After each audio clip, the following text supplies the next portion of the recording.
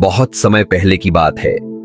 हिमालय पर्वत की सबसे ऊंची चोटी पर कड़कती ठंड और तेज हवाओं के बीच महर्षि हरिदास जी तपस्या में लीन थे।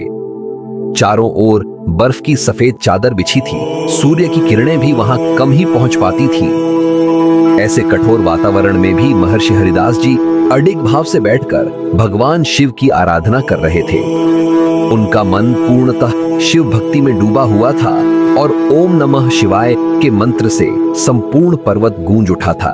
भगवान महादेव और माता पार्वती जी स्वर्गलोक में विराजमान थे। वे महर्षि हरिदास जी के मुख से निकलता हुआ ओम नमः शिवाय का जप सुन रहे थे। तभी माता पार्वती जी ने भगवान शिव से कहा,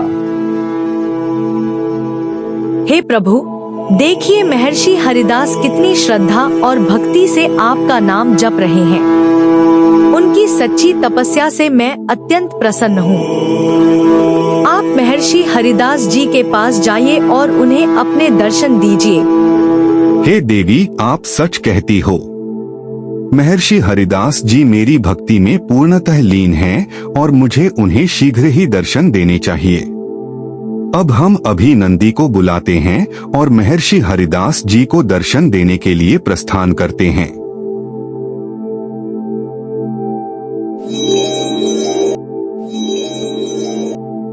आज्ञा प्रभु, इस सेवक को अपने स्मरण करके जीवन धन्य किया। इस सेवक के लिए क्या आज्ञा है? भगवान शिव जी नंदी की सवारी करके हिमालय पर्वत की ओर निकल जाते हैं।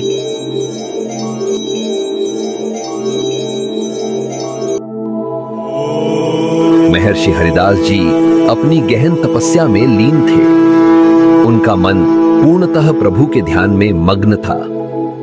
उधर भगवान शिव नंदी की सवारी कर हिमालय पर्वत पर पहुंचे। हिमालय की शांत व पवित्र वादियों में पहुंचकर भगवान शिव सोचने लगे कि अपने इस परम भक्त की तपस्या से वे अत्यंत प्रसन्न हैं। हम क्यों न महर्षि हरिदास जी के धैर्य और भक्ति की परीक्षा लें। हम अभी अपना रूप बदलकर महर्षि के धैर्य और बुद्धि की परीक्षा लेते हैं।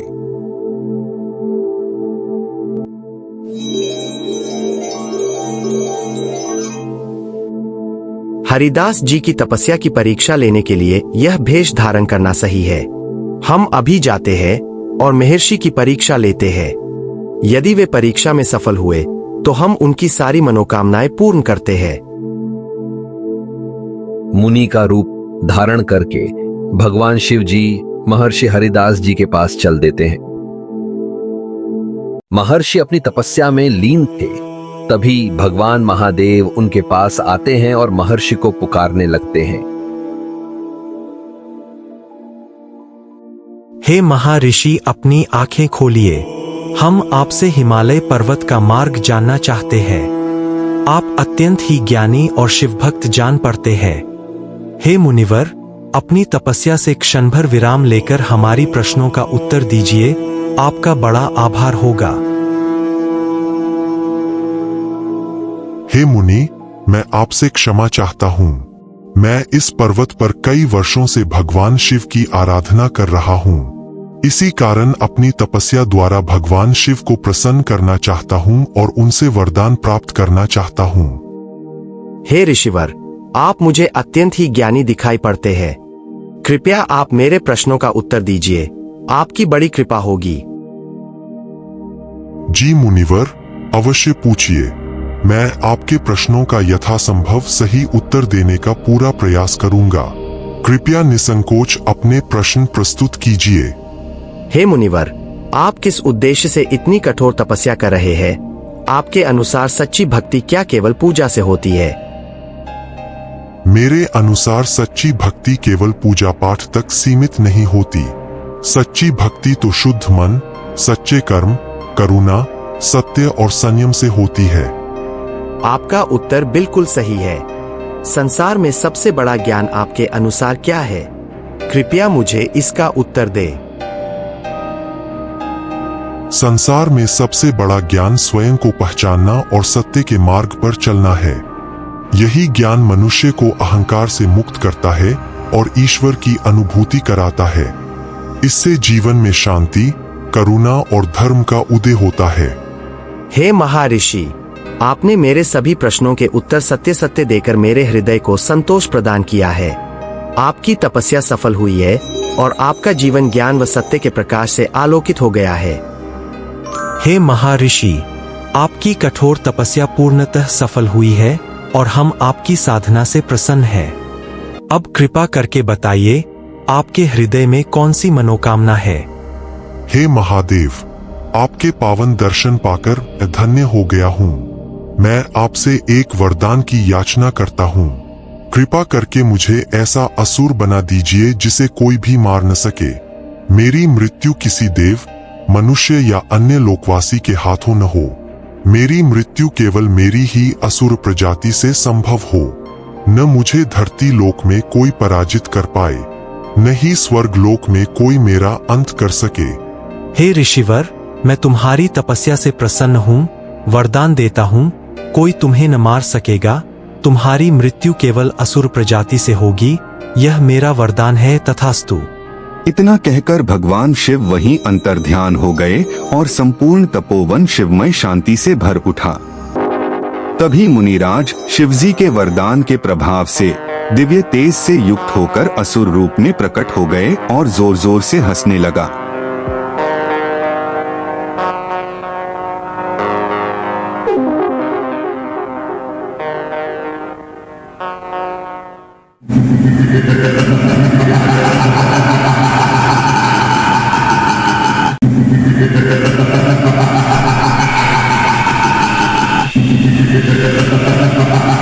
असुर प्रबल शक्तियां प्राप्त कर अहंकारी हो गया और विजय की लालसा में स्वर्ग लोक की ओर चल पड़ा।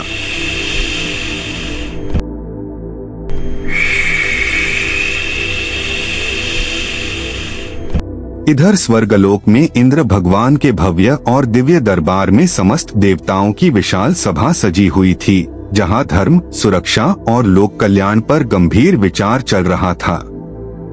तभी इंद्रदेव बोले, हे नारद जी, हमारे स्वर्गलोक के क्या समाचार है?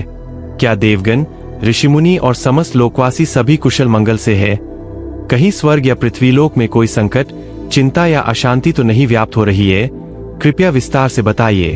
हे भगवंत, आपकी कृपा एवं आशीर्वाद से हमारे तथा पृथ्वीलोक में सब कुछ कुशल मंगल है। बस किसान आपकी वर्षा की प्रतीक्षा कर रहे हैं और आपका वह कार्य भी आरंभ हो चुका है। जी हाँ नारद जी, हम पूरी कोशिश करते हैं कि सभी को खुशहाल रखें। हम किसी भी प्रकार की अव्यवस्था या किसी के दुख का कारण नहीं बनना चाहते। परंतु भगवंत, मेरी भविष्यवाणी यह संकेत दे रही है कि शीघ्र ही हमारे लोक में किसी बड़ी विपत्ति का आगमन होने वाला है, जो देवताओं और लोकवासियों के लिए चिंता का कारण बन सकती है। इसलिए सावधानी आवश्यक है।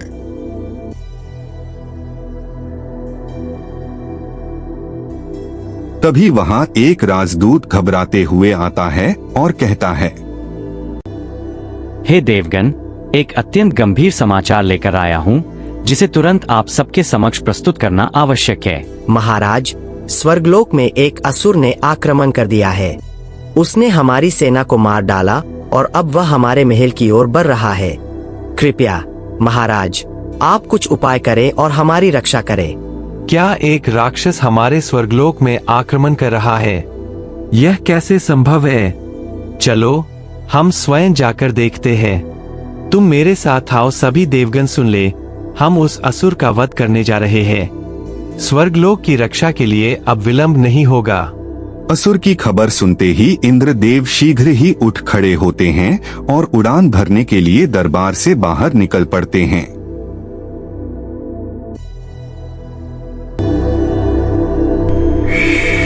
इंद्रदेव अपने हाथी अरावत की सवारी लेकर महल के बाहर आते हैं और उड़ान भर देते हैं।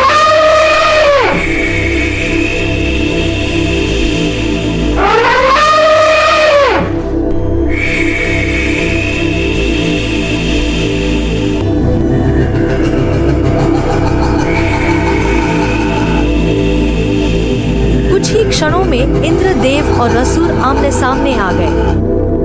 स्वर्गलोक के ऊंचे बादलों के बीच इंद्रदेव अपने शक्तिशाली हाथी अरावत पर सवार होकर उड़ते हुए महल के बाहर आए। उनके नेत्र तेज रोशनी की तरह चमक रहे थे।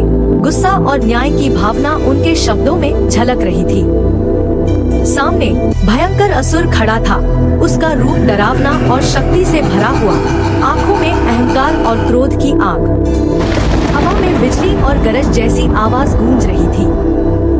इंद्रदेव ने गंभीर और साहसी स्वर में कहा, हे असुर, स्वर्गलोक में उत्पात क्यों मचा रहे हो? सच बताओ, तुम क्या चाहते हो? अब तुम्हें अपने दुष्कर्मों का दंड भुगतना होगा। तुमने मेरे स्वर्गलोक में आकर अच्छा नहीं किया। आज मैं तुम्हारा वध कर दूंगा।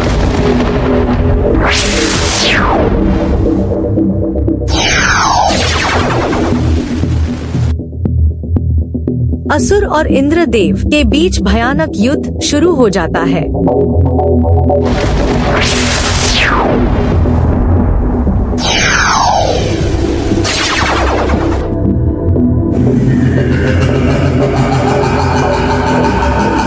असुर के सामने इंद्रदेव की शक्तियां विफल हो रही थी।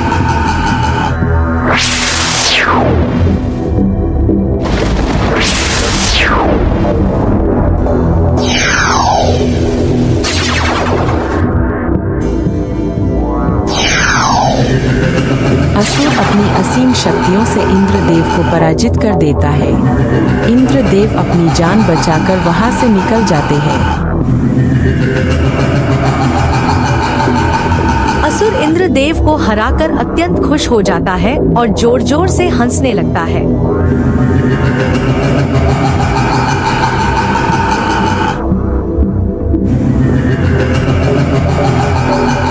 हंसते हुए असुर स्वर्गलोक में राजा बनने के लिए महल की ओर उड़ान भर देता है। इंद्रदेव उस दुष्ट असुर से अपनी जान बचाकर कांपते हुए ब्रह्मा जी के लोक की ओर भागते हुए पहुंचते हैं। उनका मुख भय से पीला पड़ चुका था, श्वास तेज चल रही थी। ब्रह्मा जी को देखते ही इंद्रदेव घबराई हुई वाणी में बोले, हे पितामह, आप ही सृष्टि के रचिता है, कृपा कर हमारी रक्षा करें। वह असुर अत्यंत क्रूर और अहंकारी हो चुका है। मेरी वज्र, देवास्त्र और सभी दिव्य शक्तियां उसके सामने व्यर्थ सिद्ध हुई। स्वर्गलोक में हाहाकार मचा है, देवगण भयभीत है। यदि शीघ्र कोई उपाय न किया गया तो वह तीनों लोकों पर अधिकार कर लेगा। यदि शीघ्र कोई उपाय न किया गया तो तीनों लोकों का संतुलन नष्ट हो जाएगा। आप हमारी रक्षा करें, हमें उस भयानक असुर के अत्याचार से बचाइए। आपकी कृपा के बिना हमारा कल्याण संभव नहीं है। हे इंद्रदेव, यह वरदान भगवान शंकर द्वारा दिया गया है, अतः इसका समाधान भी सरल नहीं। आपको अब भगवान विष्णु के पास जाना होगा। वही सृष्टि के पालन करता है और इस संकट में आपकी सहायता कर सकते हैं। उन्हीं की शरण में जाकर मार्गदर्शन प्राप्त कीजिए। आपको शीघ्र ही भगवान विष्णु के पास जाना होगा, वही उस असुर का अंत करेंगे। आपके मार्गदर्शन के लिए हम कृतज्ञ हैं। अब हम बिना किसी विलंब के भगवान विष्णु के पास जाकर अपनी व्यथा कहेंगे और उनसे सहायता की प्रार्थना करेंगे। इतना कहकर इंद्रदेव भगवान विष्णु के पास चल देते हैं।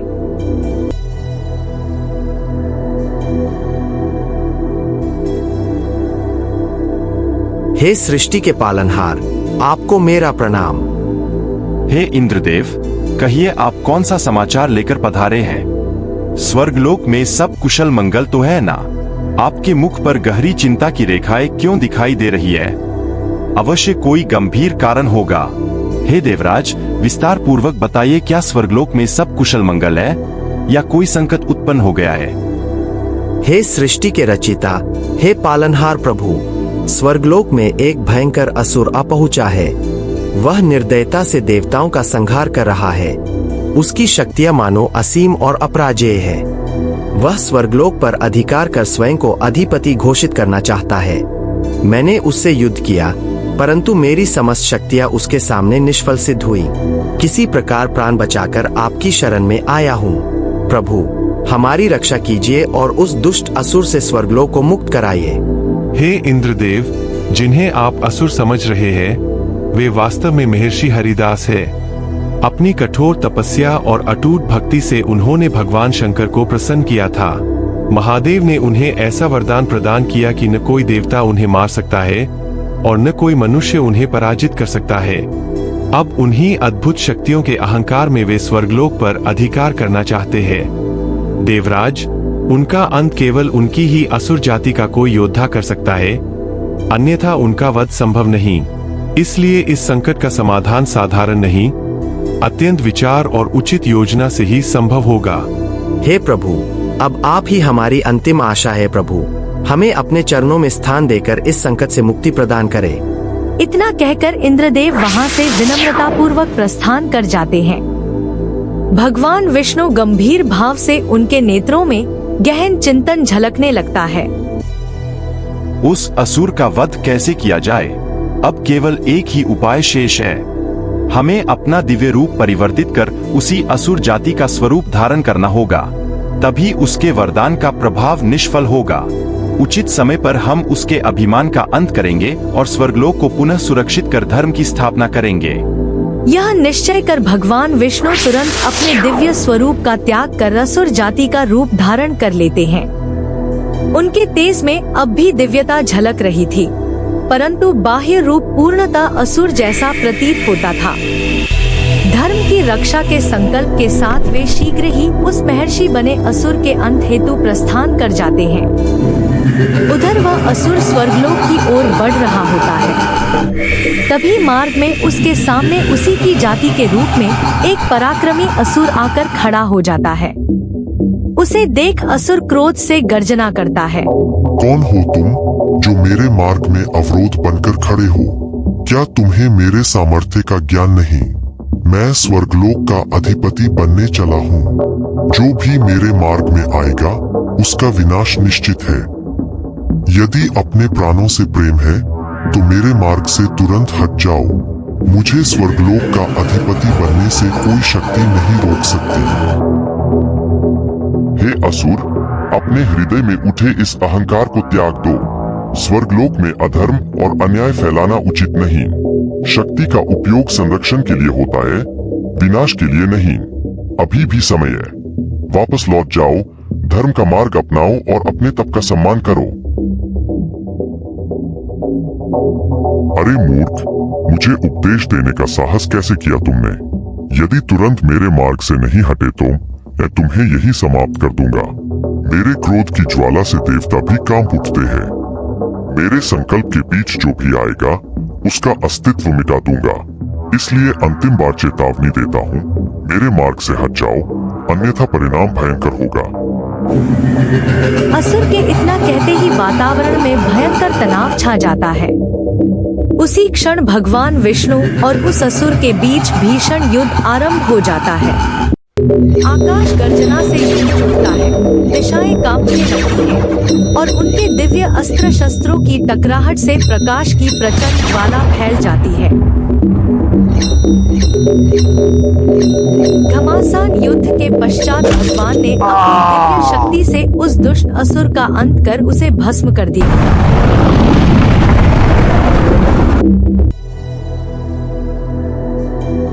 तत्पश्चात भगवान विष्णु अपने वास्तविक दिव्य रूप में प्रकट हो गए। असुर का वध होते ही देवराज इंद्र वहां प्रकट हो जाते हैं। प्रभु, आपकी असीम कृपा से यह महान संकट टल गया। स्वर्गलोक को पुनः शांति और सुरक्षा प्रदान करने के लिए हम आपके सदैव ऋणी रहेंगे। आपने धर्म की रक्षा कर देवताओं का मान बढ़ाया है। जब जब अधर्म बढ़ेगा और धर्म दुर्बल पड़ेगा, तब तब मैं स्वयं अवतार लेकर उसकी रक्षा हेतु प्रकट होऊंगा। स्वर्गलोक में सदैव शांति, संतुलन और मर्यादा बनी रहे, यही मेरा अटल संकल्प है। देवराज, आप निश्चिंत होकर देवताओं का मार्गदर्शन करें। न्याय, करुणा और धर्म का पालन ही सच्ची शक्ति है। जब तक सत्य का प्रकाश बना रहेगा, तब तक किसी भी अंधकार का साहस नहीं होगा कि वह स्वर्गलोक पर अधिकार कर सके। इतना कहकर भगवान विष्णु मुस्कुराते हुए धीरे धीरे अंतर्ध्यान हो गए। देवराज इंद्र अपने दिव्य हाथी ऐरावत को स्मरण किया। क्षण भर में ऐरावत वहां प्रकट हुआ। इंद्रदेव उस पर सवार हो गए और स्वर्गलोक की ओर प्रस्थान किया। दरबार में पहुंचकर इंद्रदेव बोले, देवगण प्रसन्न हो, संकट टल गया है। भगवान की कृपा से स्वर्गलोक अब सुरक्षित है। यदि आपको हमारी यह कहानी जरा भी पसंद आई हो तो कृपया एक लाइक अवश्य करें। कोई गलती लगे तो हमें जरूर बताएं ताकि हम और बेहतर बना सकें। ऐसे ही और रोचक कथाओं के लिए चैनल को सब्सक्राइब करना न भूलें।